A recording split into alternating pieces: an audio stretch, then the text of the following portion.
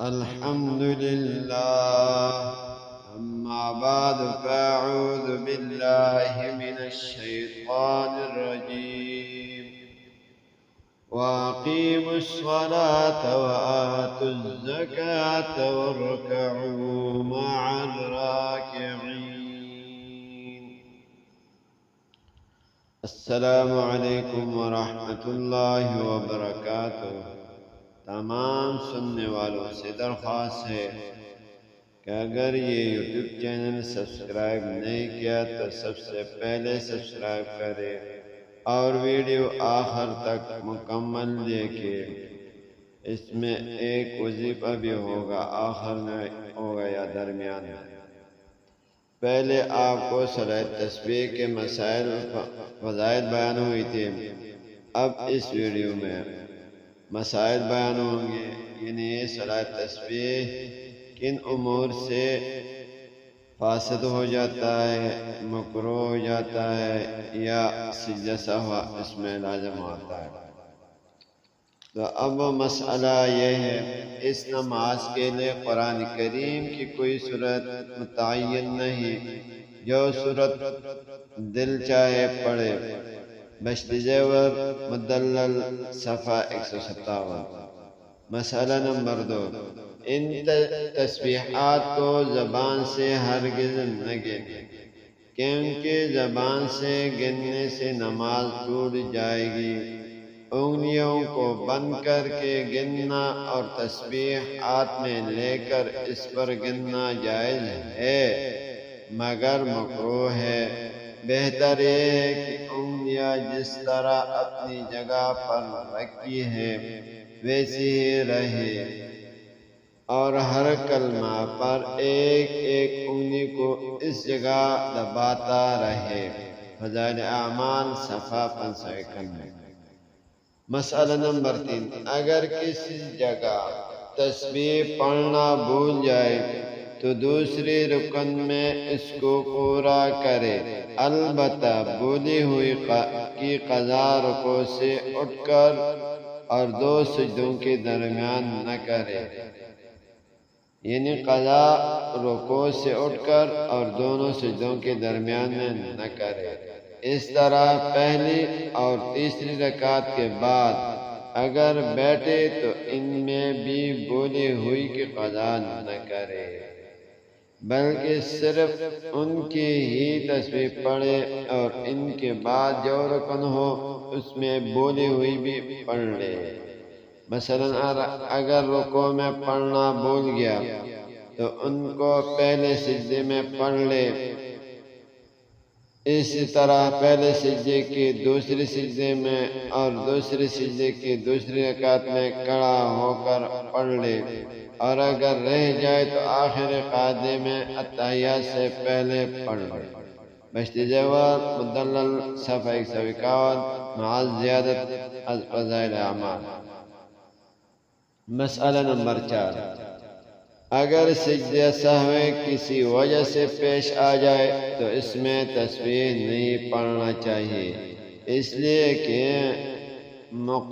مقدار جو کہ 300 ہے وہ پوری ہو چکی. ہاں اگر کسی وجہ سے اس مقدار میں کمی رہی ہو تو سجدہ سہو میں پڑھ لے. بشت زیور مدلل صفحہ 151 مع زیادت از فضائل اعمال 591. مسئلہ نمبر 5، صلاۃ تسبیح کی نیت اس طرح ہے، یا اللہ میں آپ کی رضا کے لیے صلاۃ تسبیح کی 4 رکعت نفل ادا کرتا ہوں. مسئلہ نمبر 6، اس نماز کا اوقات مکروہ کے علاوہ باقی دن رات کی تمام اوقات میں پڑھنا جائز ہے، البتہ زوال کے بعد پڑھنا زیادہ بہتر ہے، یا پھر دن میں کسی بھی وقت یا پھر رکعت رات کو. فضائل اعمال صفحہ 580. مسئلہ نمبر 7، بعض احادیث میں اس تسبیح کے ساتھ لا حول کو بھی ذکر کیا گیا ہے، اس لیے اگر کبھی کبھی اس کو پڑھ لیا تو اچھا ہے. ماخوذ از فضائل اعمال صفحہ 592. چھوٹی صلاۃ تسبیح تو یہی ہے جس کی تفصیل لکھی گئی ہے۔ بعض احادیث میں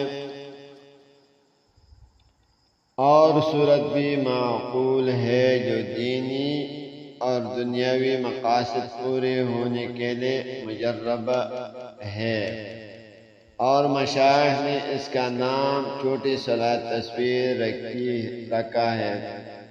اس کی صورت یہ ہے، حضرت ام سلیم رضی اللہ تعالیٰ عنہ فرماتے ہیں کہ رسول اللہ صلی اللہ علیہ وسلم نے ان کو چند کلمات سکھائے جن کو وہ نماز اندر پڑھ لے تو جو دعا مانگیں گے وہ قبول ہوگی۔ وہ کلمات یہ ہے، سبحان اللہ 10 مرتبہ پڑھے، الحمدللہ 10 مرتبہ پڑھے، اللہ اکبر 10 مرتبہ پڑھے۔ ترمذی جلد نمبر 1 صفحہ 63۔ مسند احمد۔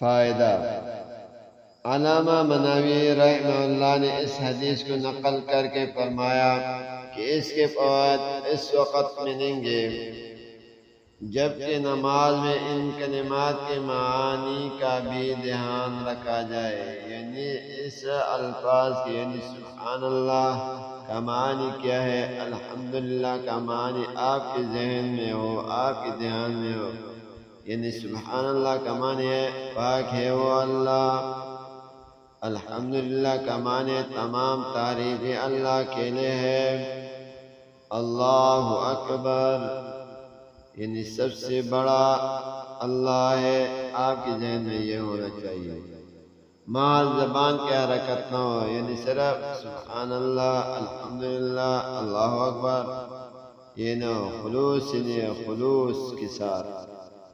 اس کے مختصر صلاۃ تسبیح میں 10 مرتبہ جن کلمات کو پڑھنے کا ذکر ہے، نماز کے اندر ان کی کوئی خاص جگہ حدیث شریف میں مقرر نہیں ہے، علماء مشائخ سے منقول ہونا بھی نظر سے نہیں گزرا، اس لیے نمازی کو اختیار ہے کہ نماز کے جس رکن میں چاہے اس کو پڑھے یا اتحیات کے آخر میں پڑھے۔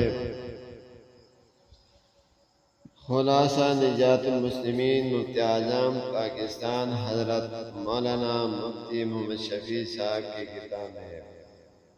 جو لوگ بڑی صلاۃ تسبیح پڑھنے کی طاقت نہ رکھتے ہو یا اس کے پڑھنے کی فرصت نہ ہو تو وہ آسانی سے چھوٹی صلاۃ تسبیح پڑھ سکتے ہیں، بلکہ روزانہ پڑھ سکتے ہیں، اور پھر اپنی مغفرت اور بخشش کی اور دیگر اچھے مقاصد میں کامیابی کی دعا مانگ سکتے ہیں، لہذا اس کو اپنے عمل میں لے آئے۔ آپ کو